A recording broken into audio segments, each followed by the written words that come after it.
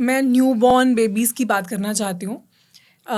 मैंने सुना है कि जब एक बेबी बॉर्न होता है, न्यूबॉर्न बेबी, उनकी आईसाइट नहीं होती, उनकी vision, they can't see. Is that true?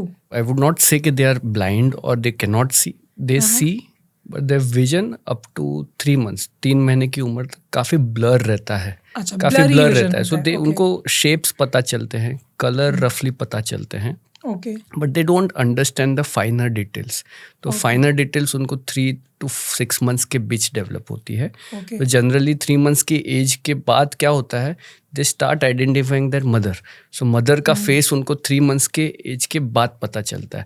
उसके पहले तक वो मदर के टच से या उनके वॉइस से उनको पहचानते हैं। अब ये जो डेवलप होता है विजन 3 मंथ्स के बाद, वो थोड़ा वेरिएबल हो सकता है।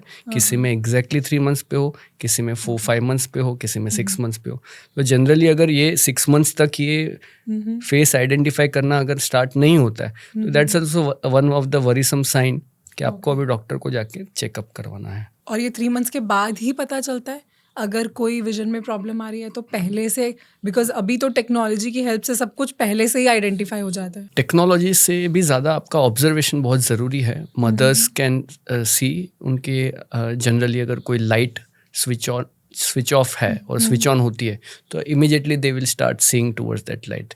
वो एक सिम्टम है। अगर समझो वैसा नहीं हो रहा है, या फिर कोई आप टॉर्च लाइट या उससे आप अगर फोकस कर रहे हो और वो उस तरफ नहीं देख रहे, राइट। समटाइम्स कुछ बच्चों का आंखें वाइब्रेटरी रहती है, मूविंग रहती है, ऐसे काफ़ी वाइब्रेट होती है बर्थ के बाद। अगर ऐसा कुछ है, so that's a worrisome sign. तो उस केस में आपको वेट नहीं करना है, आपको तुरंत दिखाना है। और मेरे पास काफ़ी पेरेंट्स आते हैं जो उनके बच्चों की नज़र कम होने की वजह से 7, 8, 9, 10 मंथ्स की एज में आते हैं।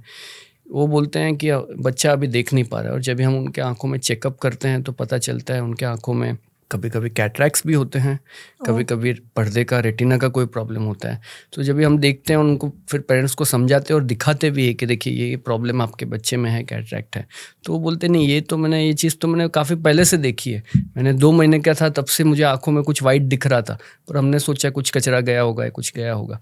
पर अगर आंखों के सेंटर, आंखों की पुतली के वहाँ पे अगर कुछ वाइट कलर का दाग दिख रहा है या ऐसा कुछ एबनॉर्मल दिख रहा है, तो तुरंत ही चेकअप के लिए जाना है, रादर देन वेटिंग कि हम 3 मंथ्स के 6 मंथ्स की एज तक ये नॉर्मल है। नहीं, उस केस में तो आपको इमीडिएटली चेकअप के लिए जाना है। और ये सब चीज़ें फिक्स की जा सकती हैं अगर इमीडिएटली यस, अगर टाइम टू टाइम अगर डिटेक्ट किया गया और उसको टाइम पे ट्रीटमेंट किया गया तो फिक्स भी किया जा सकता है। And as normal patient vision भी गेन किया जा सकता है। जितना डिले करते हैं इसका ट्रीटमेंट, उतना ही विजन पोटेंशियल फिर धीरे धीरे कम होता है। और बच्चों में स्क्विंट का भी प्रॉब्लम होता है। Newborn babies, they have squinted eyes, is that normal? So because newborn babies learn कर रहे हैं फोकस कैसे करना, तो इनिशियल 6 मंथ्स तक अगर उनका आइज ओकेजनली स्क्विंट हो रहा है, सो दैट्स नॉर्मल, बिकॉज वो लोग सीख रहे हैं कैसे फोकस करना। बट अगर कांस्टेंट स्क्विंट है तो फिर आपको डॉक्टर को चेकअप करवाना चाहिए। Constant squint is not a normal sign. Constant squint is a potentially harmful thing. It can be because of many reasons.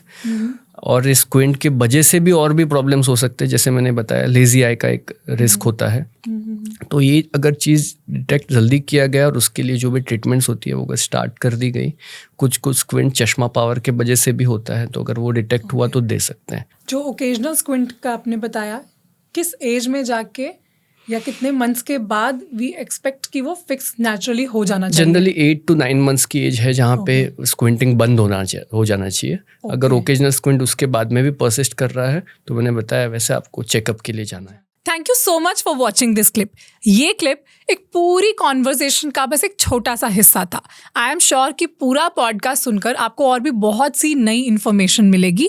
अगर आप इस पूरे पॉडकास्ट को सुनना चाहते हैं तो उसका लिंक डिस्क्रिप्शन में है।